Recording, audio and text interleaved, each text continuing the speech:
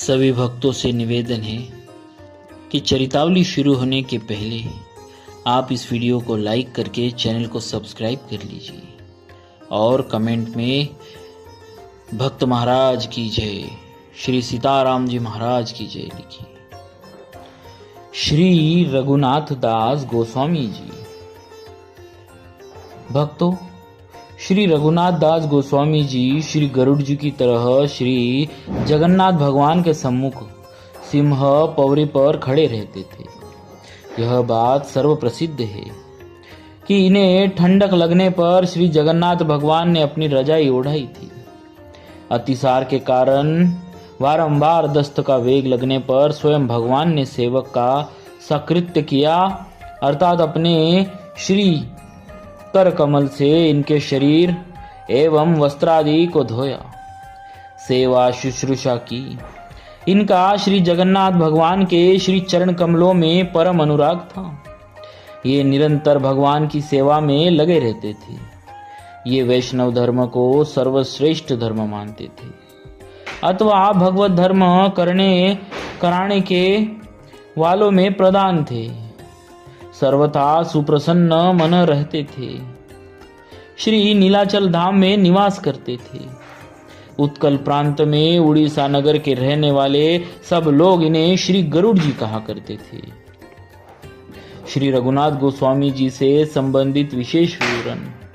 बंगाल में 30 बीघा के पास पहले एक संत ग्राम नामक महासमृद्धशाली प्रसिद्ध नगर था। इस नगर में हिरण्यदास और गोवर्धन दास, ये दो प्रसिद्ध धनी महाजन रहते थे। दोनों भाई भाई ही थे। ये लोग गौड़ के तत्कालीन अधिपति सैयद हुसैन शाह का ठेके पर लगान वसूल किया करते थे और ऐसा करने में 12 लाख रुपया सरकारी लगान भर देने के बाद 8 लाख रुपया इनके पास बच जाता था। 8 लाख वार्षिक आय कम नहीं होती, और वह भी उन दिनों। खैर, कहने का मतलब यह कि ऐसे संपन्न घर में श्री रघुनाथ दास जी का जन्म हुआ था। हिरण्यदास संतानहीन थे और गोवर्धन दास के भी रघुनाथ दास को छोड़कर और कोई संतान न थी। इस तरह दोनों भाइयों की आशा के स्थल एकमात्र यही थे। बड़े लाड़ दुलार के साथ बालक श्री रघुनाथ जी का लालन पालन हुआ। अच्छे से अच्छे विद्वान पढ़ाने को रखे गए। बालक रघुनाथ ने बड़े चाव से संस्कृत पढ़ना आरंभ कर दिया और थोड़े ही समय में उसने संस्कृत में पूर्ण अभिज्ञता प्राप्त कर ली। यही नहीं, भाषा की शिक्षा के साथ साथ रघुनाथ जी को उस संजीवनी बूटी का भी स्वाद मिल गया जिसके संयोग से विद्या वास्तविक विद्या बनती है। वह संजीवनी बूटी है भगवान की भक्ति। बात यह हुई कि अपने जिन कुलपुरोहित श्री बलराम आचार्य के यहाँ बालक रघुनाथ विद्या अभ्यास के लिए जाते थे, उनके यहाँ उन दिनों श्री चैतन्य महाप्रभु के परम प्रिय शिष्य श्री हरिदास जी रहा करते थे। उनके सत्संग से हरि भक्ति की एक पतली सी धार उसके हृदय में भी बह निकली। उन्हीं दिनों खबर मिली कि श्री चैतन्य देव शांतिपुर श्री अद्वैताचार्य के घर पधारे हुए हैं। जो ही यह समाचार मिला त्यों ही आसपास के भक्तों के दिल खिल उठे। रघुनाथ तो खबर पाते ही दर्शन के लिए झटपटा उठे। उन्होंने शांतिपुर जाने के लिए पिताजी से आज्ञा मांगी। पिता के लिए यह अनावश्यक सा प्रस्ताव था। पिता के लिए यह एक अनावश्यक सा प्रस्ताव था, पर जब उन्होंने देखा कि रघुनाथ के चेहरे पर बेचैनी दौड़ रही है, तब उन्होंने उसे रोकना ठीक नहीं समझा और उसे एक राजकुमार की भांति बढ़िया पालकी में बैठाकर नौकर चाकरों के दल के साथ शांतिपुर भेज दिया। शांतिपुर में रघुनाथ दास सीधा श्री अद्वैताचार्य के घर पहुंचे। जाकर भेंट की वस्तुओं के सहित गौर के चरणों में लोटपोट हो गए।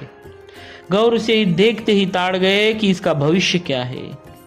फिर भी उन्होंने अनासक्त भाव से घर गृहस्थी में रहते हुए भी भगवत प्राप्ति की जा सकती है आदि उपदेश देकर आशीर्वाद सहित घर के लिए वापस किया। रघुनाथ घर वापस आ रहे थे, पर उसे यह ऐसा कठिन मालूम पड़ रहा था जैसा नदी में प्रवाह के विपरीत तैरना।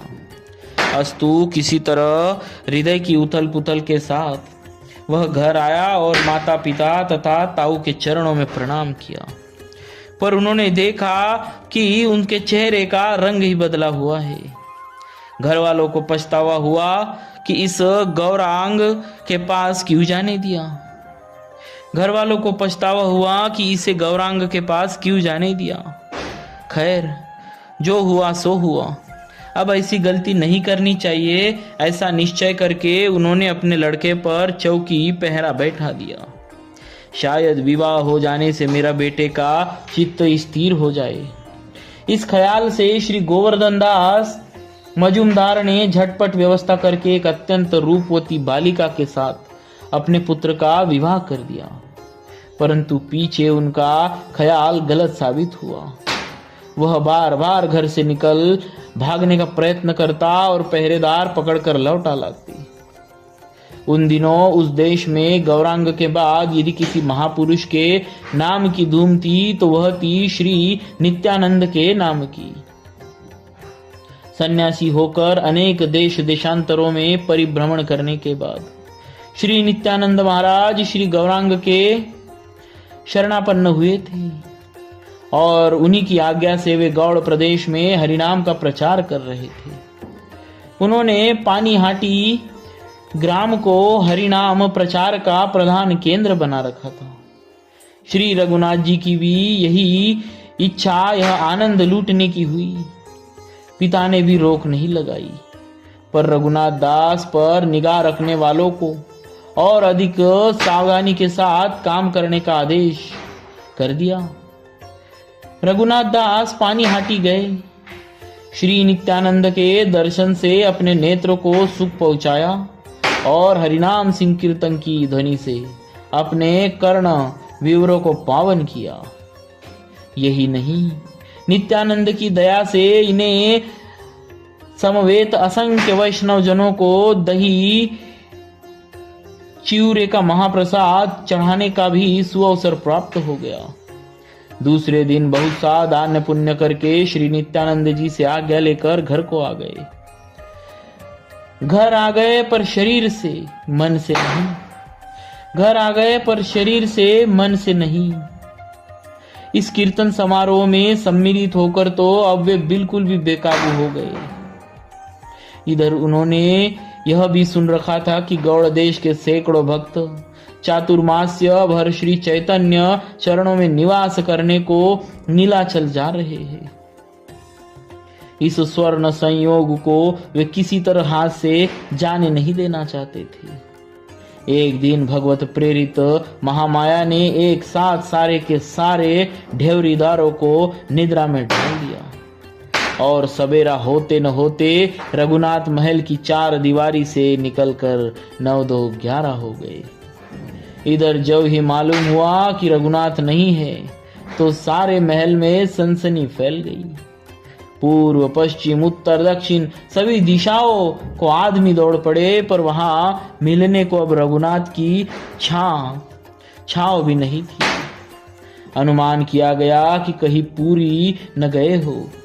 उन्होंने 5 घुड़सवारों को पूरी के रास्ते पर दौड़ा दिया, पर वहां रघुनाथ दास कहाँ थे।